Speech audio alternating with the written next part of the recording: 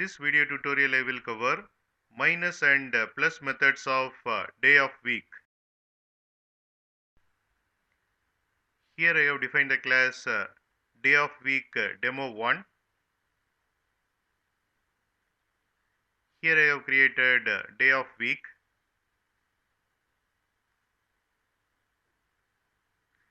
Day of week is Friday. Then I am calling minus method of day of week and passing 2. So 2 days will be subtracted from day of week. And we got Wednesday. Here I have defined the class day of week demo 2. Here I have created day of week. Day of week is Friday. Then I am calling plus method of day of week and passing 1. So 1 day will be added to day of week. And we got Saturday.